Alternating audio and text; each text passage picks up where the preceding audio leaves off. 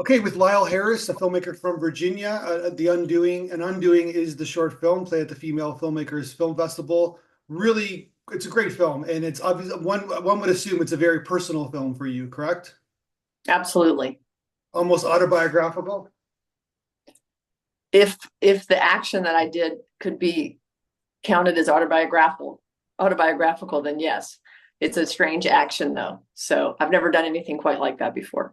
The action of the undoing, Undoing garments. Hmm. but it's obviously a metaphor for undoing, trying to undo the past, which is one would assume is impossible. Yeah, I think it's interesting, isn't it? It's not, it is an undoing, a literal undoing of the garments. I think it's more of a revisitation of the past and Yeah. a review and reviewing through undoing. Um, but I can't, it's not really undoing the past, which, as you say, is impossible, but also I've come to a place of such acceptance that I'm not really looking to undo it or throw it away or Gotcha. anything like 'Cause that. it is who you are today, I guess, right? Absolutely, right? The sum of my life thus far. But it's one of those things where it's regrets. It's hard to get past like regrets in a sense. Like when you start looking at your past, it's like, oh, you could have done this, you could have done this, and you blame yourself, all these things, all these kind of emotional factors. It's hard to get past. One would assume it's hard to get past those emotions. Yes, it's very hard to get past those emotions, but I think I'm past those emotions. Yeah, that's what I'm And saying. this pro Your film's yeah, about. Yeah, yeah. yeah, and this project was one way to do that, a very important way, it turns out. So yes, to all everything you said, it's very hard, and I think I don't blame anyone for hanging on to regrets or it's very, very tough to move past those things or through them and past them, beyond them. And this was your therapy that you filmed. You filmed this therapy.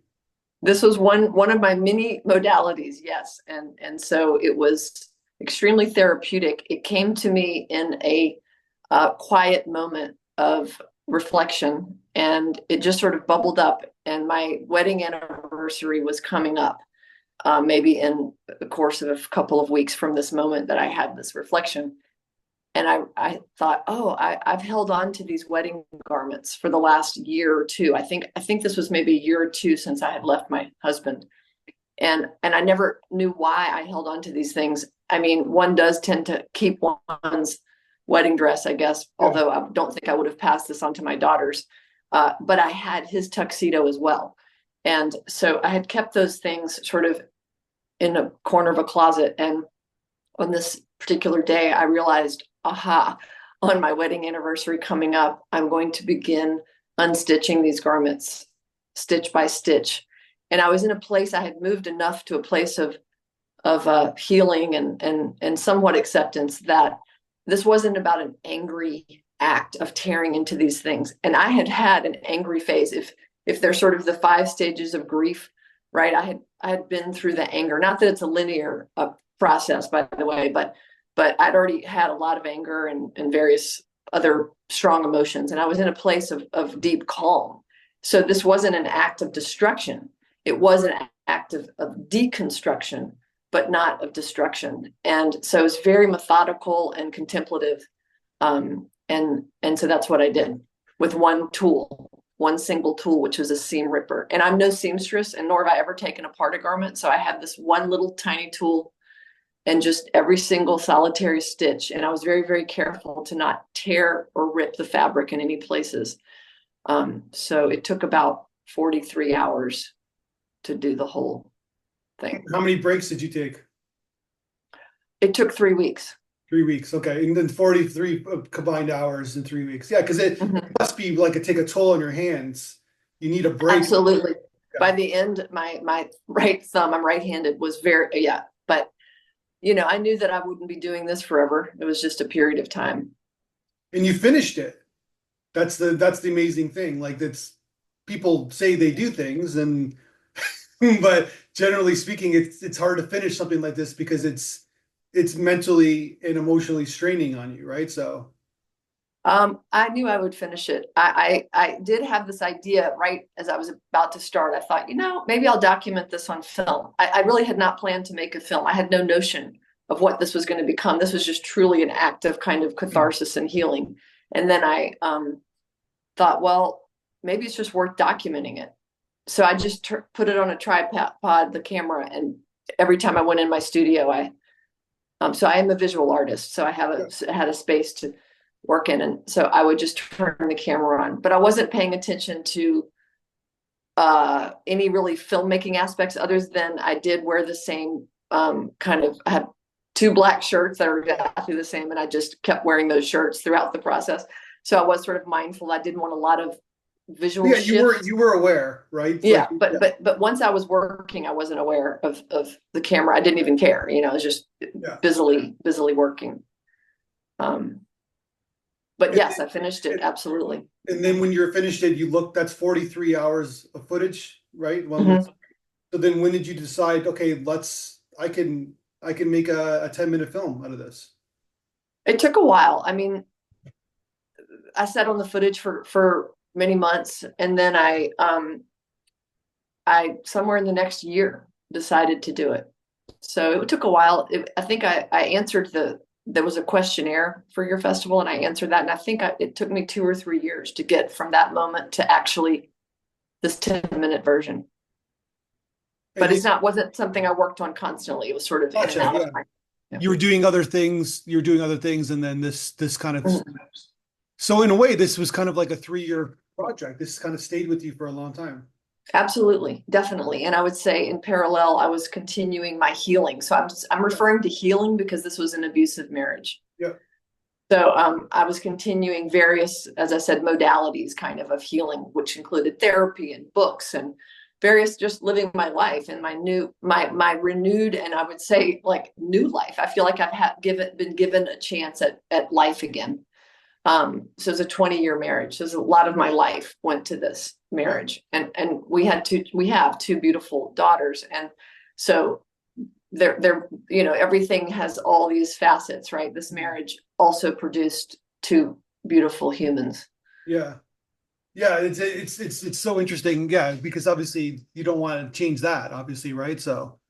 And that's right. So whenever you go back and you sort of think of an undoing, it goes in a loop, because then you don't undo your children. You never would want to. I mean, I would assume, or I wouldn't want to. So then that has to have me contend with, well, what does it mean then to regret or try to undo? It really doesn't work that way.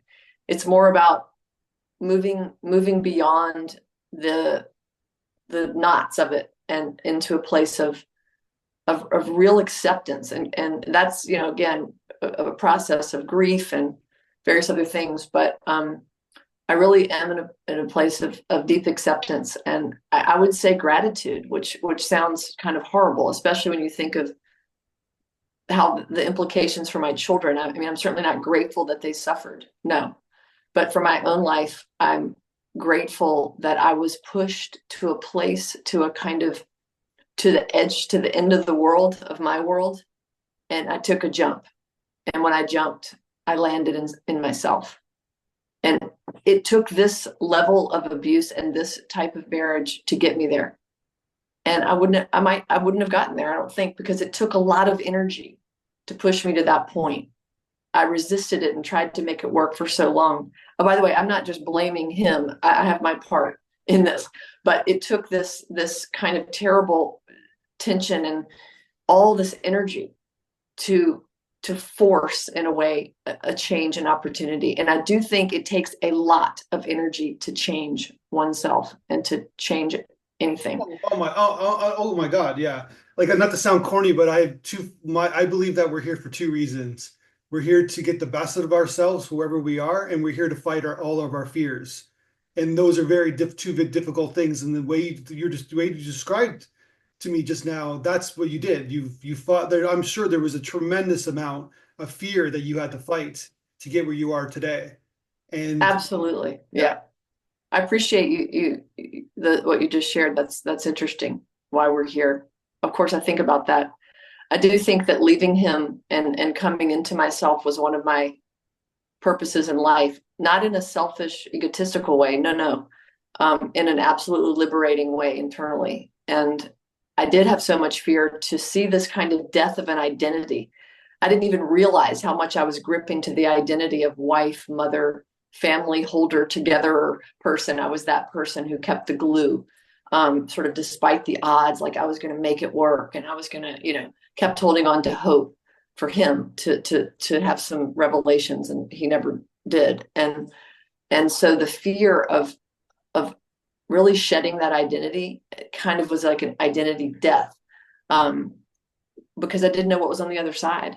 And I didn't know that in a way, well, life, first of all, would unfold beautifully, and meaning that free of that, these openings started to occur. And I don't mean this in sort of opportunities. I just mean the freedom led to just more freedom and more opportunity for growth. And so, but I didn't know that when you're in that sort of threshold, you don't know, you're just stepping into the dark. Like I said, jumping off the end of your world. It's very, very scary. So that was a moment of really faith. I mean, I'm not a religious person, but I sort of quote, found faith, meaning the universe caught me when I jumped. Yeah.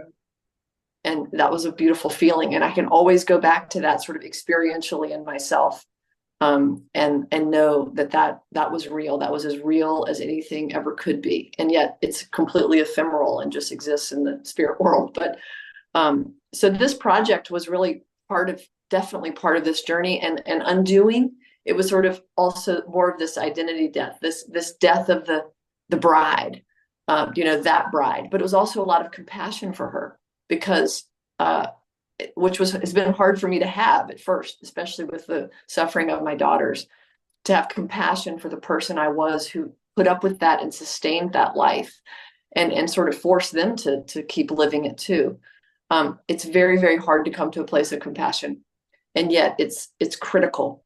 It's critical, because otherwise, then I'm in a victim kind of place, and that's very ego driven too, even though it's a negative ego. You brought up something about him. You're saying you're hoping he was going to change, but people change, of course. We evolve, but fundamentally people don't change, and it's like you're hoping for something that obviously wasn't going to happen. So, well, also that's absolutely not in my control. Anybody else's growth or change. Of course, yeah. That was an illusion or delusion that I also had, that I had the power, my caretaking and my enabling him was gonna spark him to change. If anything, it held him back. Yeah. So it's hard enough, as I said before, to change one little thing in ourselves, much less think we can change someone else. So that was a big reckoning too. It's a very common thing in relationships where like someone thinks they can change this person, but yeah. And but because to make us feel better or sit better in our lives. I mean, that's the irony, right? Really, we only can look within. Yeah. So then at the same time, you also mentioned your daughters. So you have something, you fought your fears because you had those loves, those sources that kind of like that courage. Like sometimes the courage comes with other people that you love, because you need to do it for them as well, not just for yourself. Absolutely. That's a beautiful observation. I'm sure that my children and where they were in their lives in that particular moment, also my older daughter, she was 17 and she was about to go to college. And I had this feeling of that I was just going to reach out and grab her coattails before she left and make this change in my life, because I had this feeling that when she left in a certain way, she was never coming back, because this daughter both daughters suffered tremendously. This one was very outwardly suffering. It was very obvious, but I couldn't connect all the dots. I mean, I knew the marriage and the family was problematic, and I knew he was very, very problematic, but I could not connect it all yet. And I couldn't really see her. I couldn't see her. And so when I made this, I had sort of had an epiphany moment about leaving him. And when that happened, it was as if this kind of this screen that had been between this particular daughter and me was lifted, and I could see her. And I sort of reached out and grabbed her coattails before she left. And I don't know. I mean, I asked her not that long ago, I said, hey, did that she's very much a seeker and a seer, and both of my daughters are. And I said, did that really make a difference? I mean, you left and look at you, you're thriving in your world and you're on your journey. And she said, absolutely, Mom, absolutely. It validated everything that I had already seen about him. But I was so made to doubt, or, felt I didn't have anywhere to go to confirm this.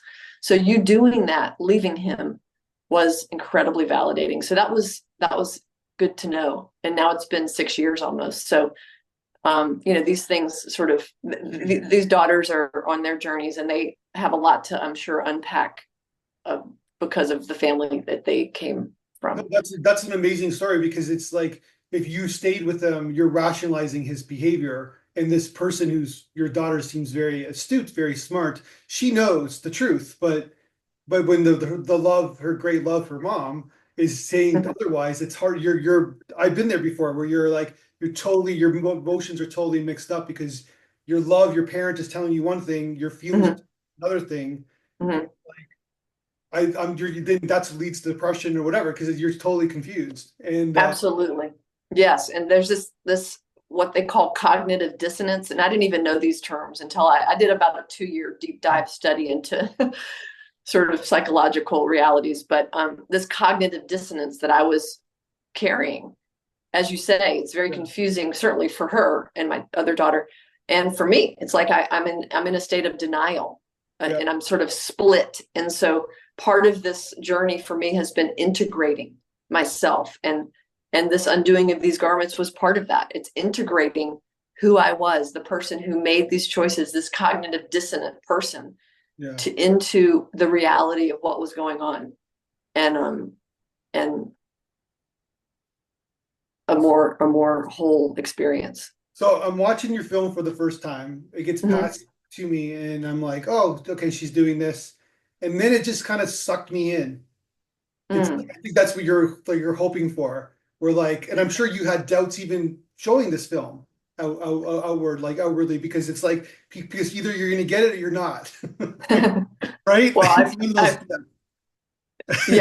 appreciate that. That's very generous of you to say. I mean, this film is just under 10 minutes, and it was, even now I look at it, a long time though. 10 minutes is a long time. Right? Yeah, and I'm in looking at it, more recently, I was like, wow, this thing could really be edited down 2 more minutes, and this same daughter said, I was sort of telling her this, I thought, oh, maybe I should revisit this and do more editing. And she said, but that's part of it, is this tedium. And I thought, well, that's a very good point. And that is, of course, what I also wanted to convey. So I thought, all right, I'm just going to sit with it. And my next, sort of focus is to show that full film, 42 plus hours, in some kind of installation setting where it would be on a loop in real time. And I have the garment pieces, and I'd like to display those on the wall. And then there's a little interview with me about some of this, and people could listen to that. So in fact, I want to go in the opposite direction of even more tedium, right? Because in fact, it also represents the life, the mundane, the life that we all have to deal with, the mundane. And also the just kind of the amount of time that it took for me to come to this final realization. And so I mean, I appreciate you saying you were engaged, because it's you sort of either get it or you don't. Yeah. And I think the people who do get it, they really get it, because it just kind of takes you in. But I love that idea of, I can see it on at an art place, where like you have the garments as the art hanging up, and then you have there's like a TV, like an old classic TV monitor. That's a nice idea. I see a box, not like a big screen, like a box, right? People just can walk by for 5 minutes or so, you can see, and then you're just, whatever area you're doing it, they're doing it, then they can always come back and see. Right. Well, yes, thank you. I hadn't thought about the TV idea. I'm a book artist is one of the ways that I sort of, one of my lenses, and I am working on an artist book about this. But it's very interesting, because one thing I did not want was to reconstruct these garments into anything. They need to stay deconstructed. So I was sort of thinking, I'm trying to think on an artist book where instead of, you know, how they're patterns to make clothes, right? What is the anti-pattern? So I'm kind of thinking about that, you know, how to bring this into an artist book in some kind of creative way that would be expressive, another expression of the garments and the undoing. And that may be part of this exhibit that I'm thinking of. Yeah, fantastic. So you got on your website, lyallharris.com, you have all your artwork. You are a book artist, you're a painter, you're a writer. So Mhm. you're a creative person. You have your Instagram page, you show your artwork on your Instagram page. So yeah, it's fantastic. And Thank you. I want to point out that you did like there's a good audio too, like Oh, in your film. So did someone help you with that? that was a struggle. So I was not sure what audio I wanted, and I Yeah. ended up and this was a suggestion I think that my younger daughter actually made. By the way, she's a budding filmmaker, and she helped me edit out all the times that I got up and turned the camera on and off and all the little incidentals. And then I also had a UVA graduate film student help me as well. Smart. So I had some help with this. But the sound, my daughter said, so since well, for the last 6 years, I've incorporated various ways to meditate and other things. And I got a little Tibetan singing bowl, you know what I mean by that? And that's been one thing I've used just to help me meditate throughout whenever periodically. And she's heard me use that, and she said, "Hey, Mom, what if you use that?" I'm pretty sure this was her suggestion. What if you use that for your sound? Because I had done these sort of vocalizations that were really kind of weird, and I think they were too distracting.